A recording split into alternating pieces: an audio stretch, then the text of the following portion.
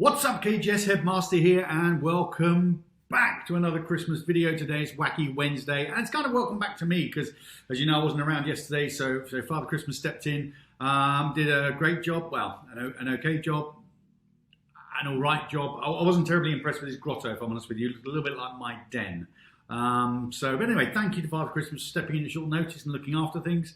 I'm back today with the reindeer suit. Now, I have already had some requests.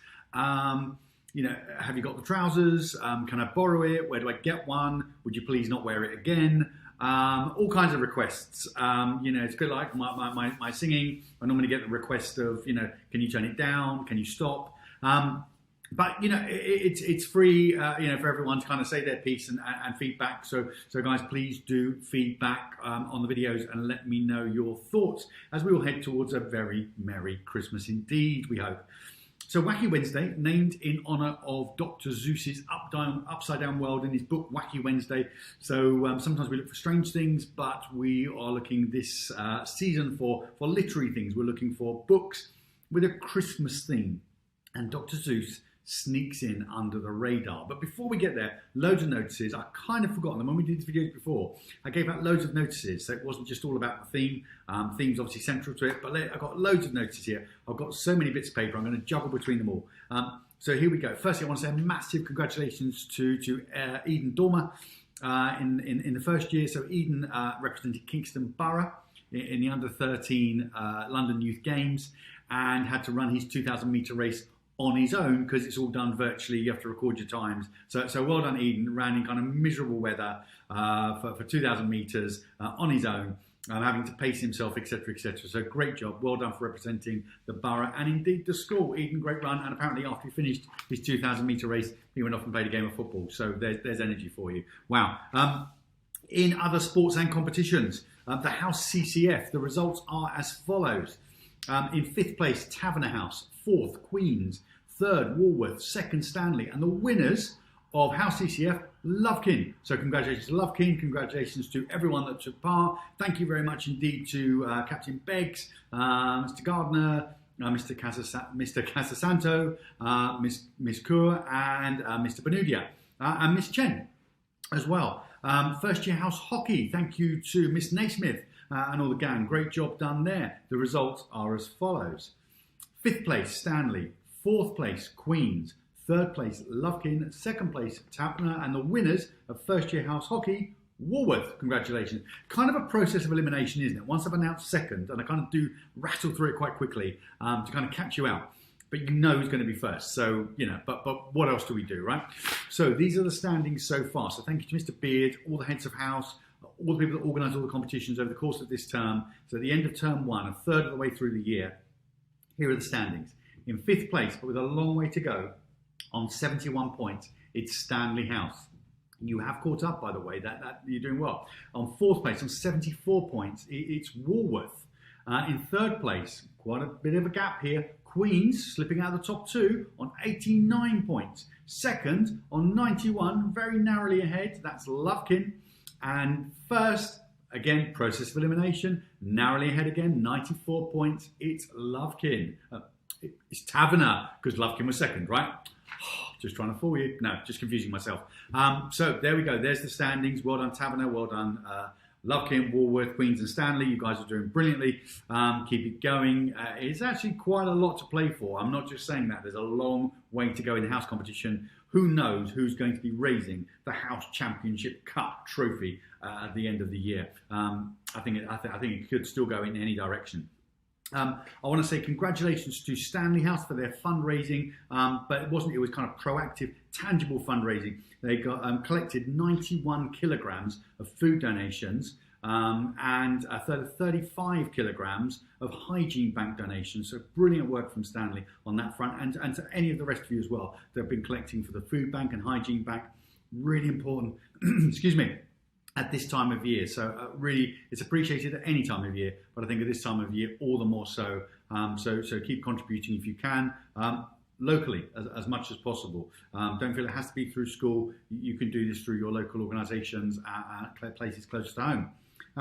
We've also got to look forward to, so thank you to Mrs. Starmer and Mr. G. We're looking forward to the 4th year production of Bassett that's going to go live on YouTube on Thursday, so looking forward to that. We're also looking forward to the Christmas Carol service, so thank you to all the team in the music department and all the choirs that have been singing, putting together the carols, and anybody doing a reading. I don't know if we'll have any, but we can't get to church, we can't do our normal carol service, so thank you to everybody who's involved with that. And of course, everybody that's engaged with fundraising and events across the school. And of course, as you will have heard, today, Wednesday, is our last full day in school, but we're going to do remote learning Thursday, Friday morning. So there's still a lot going ahead to the 5th years who maybe won't be watching this because they're concentrating on their trial exams. You guys are obviously still coming in for your trials, but to all of you, keep learning from home. Keep watching the videos, keep in touch with the news. And in terms of what you can be doing for fundraising over Christmas, because it really is the time, if we think about what Christmas really means, it's about the time to think about others. It's not what can we get, it's what can we give. I know Father Christmas referenced this yesterday in terms of what do you want for Christmas, or all I want for Christmas. Well, all we should want for Christmas is to see what it is we can do to give to others and help them in the true tradition of the Christmas spirit. So these are our charities this year. So we've got the Big Toy Appeal, which I know many of you have already supported. I'm going to read some notes here for you guys, just to kind of fill you in case any parents are watching it too, or any friends of KGS, so they know what it is we're up to. The Big Toy Appeal, an initiative run by the Entertainer Toy Shop and the Salvation Army.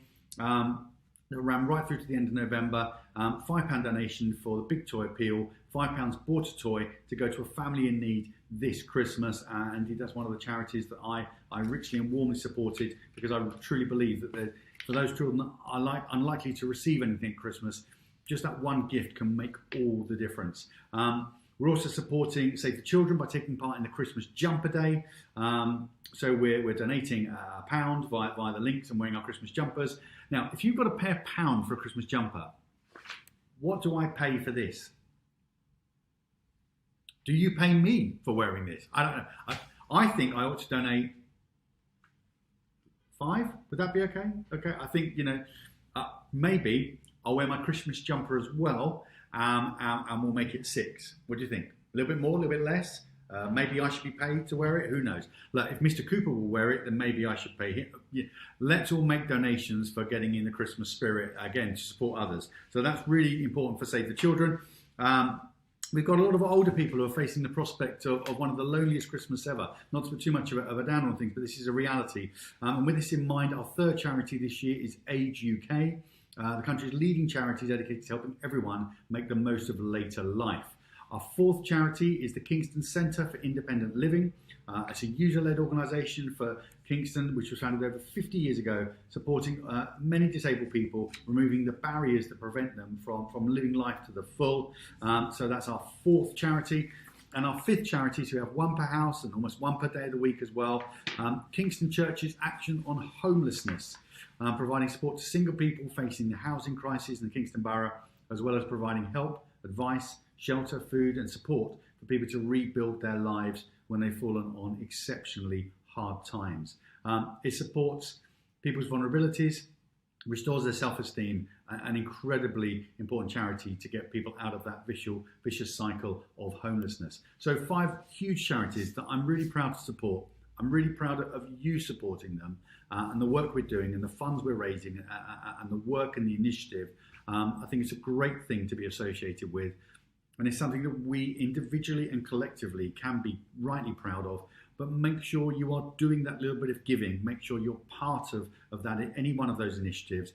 Make sure that Christmas is about what you can offer, not just what you can receive. And I know you're all on board with that idea already. So that's something just to highlight, and thank you ever so much for that.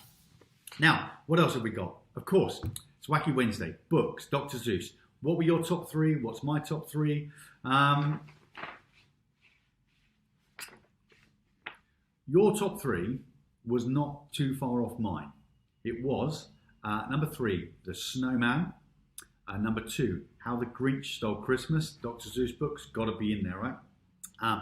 And number 1, A Christmas Carol. And now I Christmas Carol, got to be in there. How the Grinch Stole Christmas, got to be in there. But my number 3, I'm not sure about The Snowman. Now, I had a look around and think of things that had to be something I'd read, had to be something I've got. So it's not just going to be something I've just plucked off the shelves or off the internet. What about The Polar Express by Chris Van Allsburg? Now, The Polar Express, Chris Van Allsburg is also infamous for creating Jumanji, if you didn't know that. So that's a great book. Maybe that's better than Snowman. Maybe the Snowman's more English and The Polar Express is more American. What about Laurie Lee's Village Christmas, the infamous author of Side with Rosie, those teller of childhood tales? Beautiful book, wonderful kind of description of life at Village Christmas. What about Stella Gibbons, the infamous author again, maybe of Cold Comfort Farm? She wrote a series of short stories called Christmas at Cold Comfort Farm, which is a great reflection back on the families. If you're a fan of that book, you'll enjoy Christmas at Cold Comfort Farm. What about Jeanette Winterson's Christmas Days, which interesting, again, a collection of short stories, but every short story's got its own recipe to go with it, so you can read it and then you can cook it. Okay, did you know that? Okay, some of you are going, oh, I know all about Jeanette Winston's Christmas Days, but maybe you didn't. Or possibly it's A Maigret Christmas by Georges Simenon. Maybe that's your cup of tea, that kind of thriller, crime-led Christmas. So which of those am I going to go for? Christmas Carol, Grinch Stole Christmas. I'm probably going to go for Jeanette Winterson's Christmas Days because of the ingenuity of the short story, the exciting tales, and the recipe that goes with it, and just being quite exciting and different and diverse. I think that's really important. Now, what order am I going to put them in? I think probably in that order of, I think Jeanette Winston gets third. I'm pretty sure that How the Grinch Stole Christmas, Dr. Seuss, I'd love to put in number one, but I don't think you can get past Charles Dickens' Christmas Carol. And my quote for the day, I'm not going to say it, I'm just going to let you read it to yourself, say it in your head, comes from A Christmas Carol, and it's something we can all think about and remember, and hopefully, take on board. So, guys, that's it for Wacky Wednesday. Look forward to seeing you for Throwback Thursday. We've got Christmas draws to come. We've got competitions to come. Don't forget, on Friday, we've got the Christmas quiz at 4 o'clock. So we've got a morning video, 4 o'clock quiz. Everybody can join in the quiz. Yourselves, your friends, your family. It's self-answered, self-marked, so there's no panic. It's not terribly clever or interactive. It's just a quiz, and you tell me how you've done, and I trust you. But until then, have a great day. Look after yourselves. Look after your families, be kind to your friends, and just keep working well and being happy. It's Headmaster out.